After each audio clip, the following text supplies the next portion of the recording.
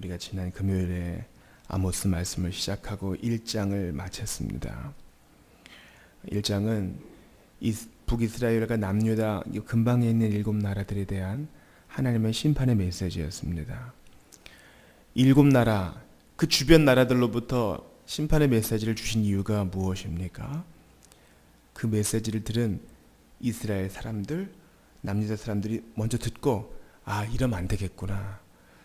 저들이 죄악으로 저렇게 심판을 받았으니 하물며 하나님께서 택해 주시고 하나님께서 불러내어 주시고 보존해 주신 우리는 어떨까 보냐. 우린 더 조심해야 되겠구나.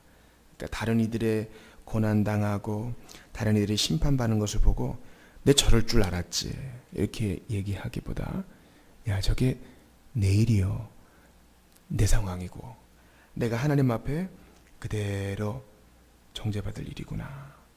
이렇게 하나님께서는 남유다와 북이스라엘 사람들에게 경계를 주시고자 이 말씀을 주셨습니다. 그리고 이제 주님이 본론으로 돌아오세요. 지금 드고아의 농부였던 아모스가 북이스라엘에 간 이유는 지금 이제 뺑뺑 돌아서 마지막에 이스라엘로 가기 위해 이제 오늘 본문의 4절 5절에서는 먼저 유다를 다룹니다. 왜 그래요? 북이스라엘이 뭐야 주변 나라뿐만 아니라 유다도 얘기하네. 이제 우리 차례겠구나. 조심케 하시려고. 우리 주님이 얼마나 인격적인 분이세요. 화가 머리끝까지 난 아버지는 대화 없습니다. 바로 매를 듣지요. 그러나 사려 깊고 또 배려심이 깊은 부모는 감정을 추스르고 얘기를 하려고 합니다. 그게 좋은 부모죠. 오늘 본문과 같은 특별히 아모스 전체에 깃들어져 있는 심판의 메시지를 보고 오해하는 사람들은 이 문자만 봐서 그렇습니다. 하나님께서 몇백 년 기간 동안 얼마나 많은 사람들을 보내셨습니까? 선지자들을 보내셨고 사사들을 보내셨고 하나님께서 예배 형식 가운데서 제사장들에게 메시지를 주셨고 그러함에도 불구하고 이들은 정신을 차리지 못했고 인격적인 협상과 대화를 거부했기에 이런 심판에 이르게 된 것입니다. 그러니까 구약의 역사를 아는 사람들은 이거 언젠가 일이 터지지 하다가 드디어 이 일이 벌어진 것입니다. 그리고 이 일이 터졌을 때 주님께서 막바로 북이스라엘에 불을 떨어뜨리지 않고 주변 나라들에게 경계하는 것으로부터 그들에게 시간을 주셔요. 시간을. 남유다에게까지 메시지가 갈 때까지 시간을 주신다. 자신을 돌아보게 하시려는 하나님의 그 추적하시는 사랑을 보는 것입니다. 오늘 본문의 4절에 보십시오. 여호와께서 이와 같이 말씀하시되 유다의 서너 가지 죄로 말미암아 내가 그 벌을 돌이키지 아니하리니 이는 그들이 여호와의 율법을 멸시하며 그 율례를 지키지 아니하고 그의 조상들이 따라가던 거짓 것에 미혹되었습니다. 유다의 가장 큰 죄악으로 먼저 지적된 것이 뭡니까? 여호와의 율법을 멸시했다.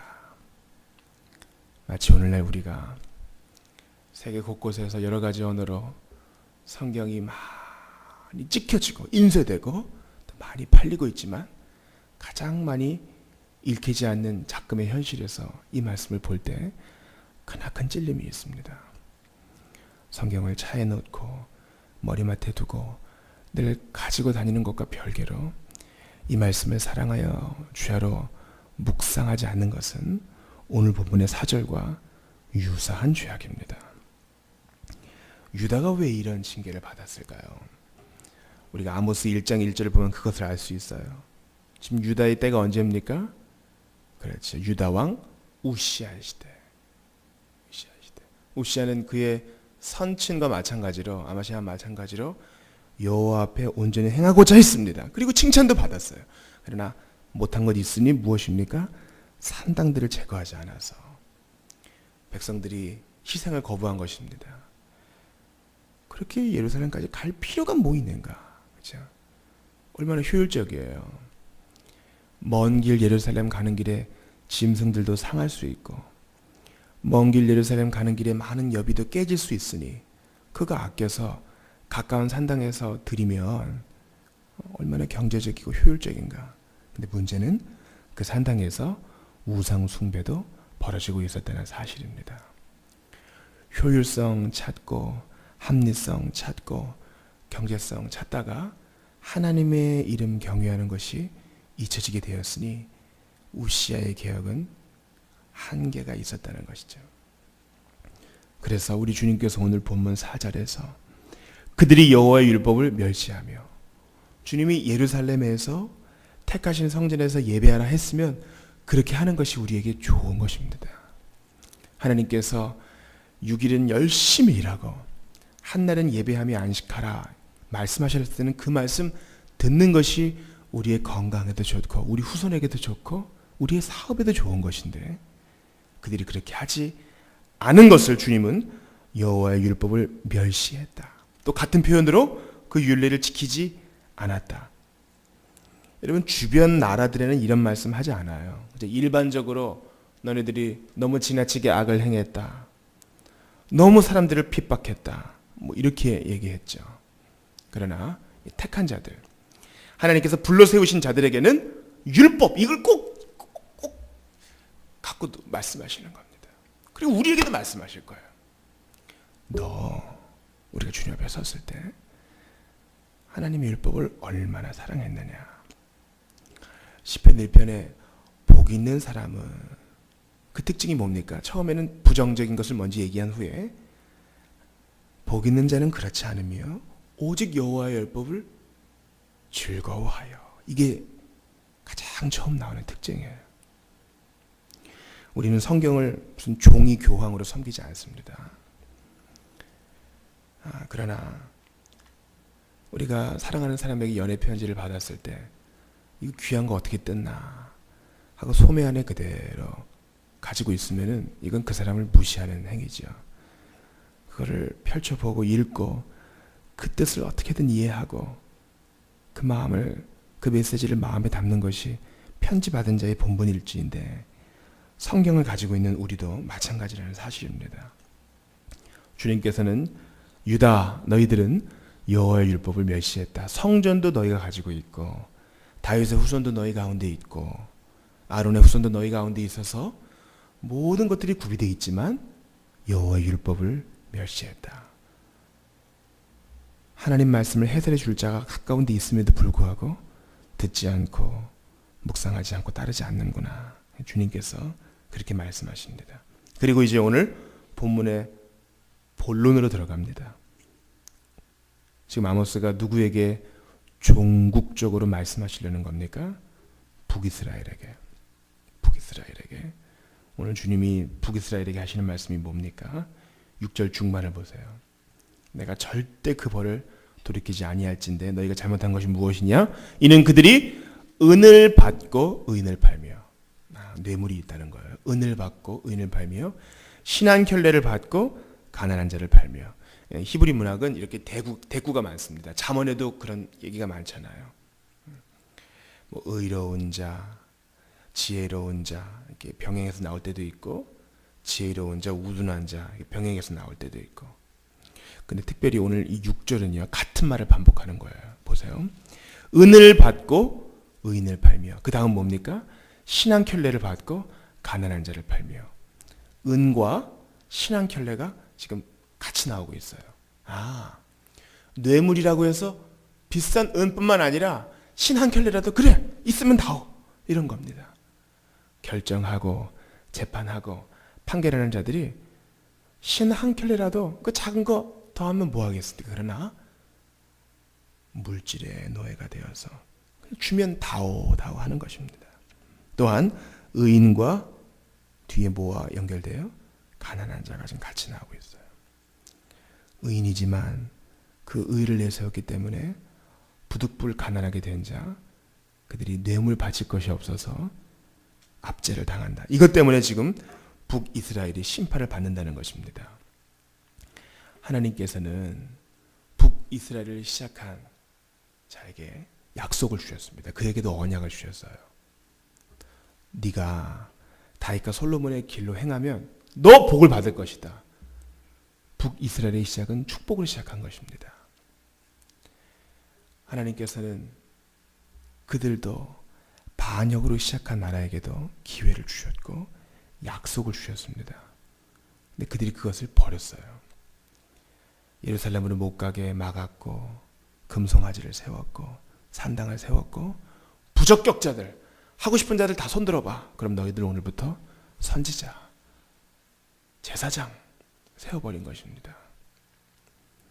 주님께서는 그렇게 원리 원칙이 없어져 버린 북이스라엘의 자연적으로 도덕적 타락, 즉 뇌물과 압제가 횡행하는 것을 더 이상 참지 않겠다 말씀하시는 거죠. 7절도 보세요. 북이스라엘의 종교가 무너지고 제사제도가 무너지고 여호와 경외가 무너지니까 윤리적 타락은 순식간에 따라옵니다. 전 7절 말씀이 너무 무서웠습니다. 힘없는 자의 머리를 티끌먼지 속에 발로 밟고 연약한 자의 길을 굽게 하며 아버지와 아들이 한 젊은 여인에게 다녀서 내 거룩한 이름을 더럽히며. 아버지와 아들이 한 젊은 여인에게 다녔다. 이게 뭡니까? 두 가지로 해석할 수 있는데, 아버지와 아들이 한 창기에게 드나들었다. 이 다녀서라는 말은 이 히브리 시제로 미완료 시제인데 이게 습관적으로 다녔다는 거예요. 끔찍한 일이죠. 만약에 이 젊은 여인이 이방 신전에서, 이방 산당에서 근무하는 신전 창기였다고 생각한다면 이게 더 심각한 일이 됩니다. 그러니까 도덕이 무너지는 것은 나라의 제사가 무너지고 나라의 예배가 무너지면 자연스럽게 귀결되는 것이에요. 자연스럽게. 로마가 그러지 않았습니까? 그들의 도덕적 타락은 정신적으로, 영적으로 의지할 대상이 없었을 때 생겨난 것이었습니다.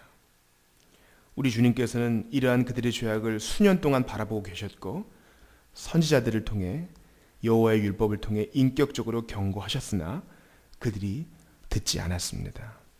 오늘 본문 마지막 절 8절을 보십시오. 모든 제단 옆에서 전당 잡은 옷 위에 누우며. 제단 하면 얼마나 종교적이에요. 얼마나 경건합니까? 그런데 거기서 전당 잡은 옷, 그 옷은 어떤 옷이냐? 의인, 뇌물 바칠 것 없는 가난한 자들이 오늘 하루 덮고 자야 되는 이불과 같습니다. 근데 그것을 빼앗고 그 위에 누웠다. 그들이 신전에서 벌금으로 얻은 포도주를 마시느니라. 갈비는 말하기를 아마 이 벌금이란 그 옷 뺏어가지고 전당포에 맡겨놓고 받은 돈일 것이다. 이렇게 이야기합니다. 윤리가 땅에 떨어졌죠. 한 대형교회 목사님이 박사 논문 표절에 대한 의혹이 제기되었습니다. 그리고 한 대학의 교수님이 그것을 조사하여 거의 사실이다 이렇게 판결을 내렸습니다. 그 과정에서 여러 가지 압력과 의혹이 있었지요.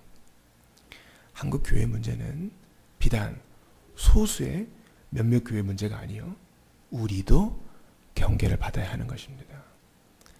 나는 제대로 하고 있는가? 종교개혁의 믿음과 교리는 우리를 한없이 타락하게 할 수 있어요. 왜 그렇습니까? 우리가 택함 받고 구원 받고 주님께 사랑받는 것은 취소될 수 없으니까요.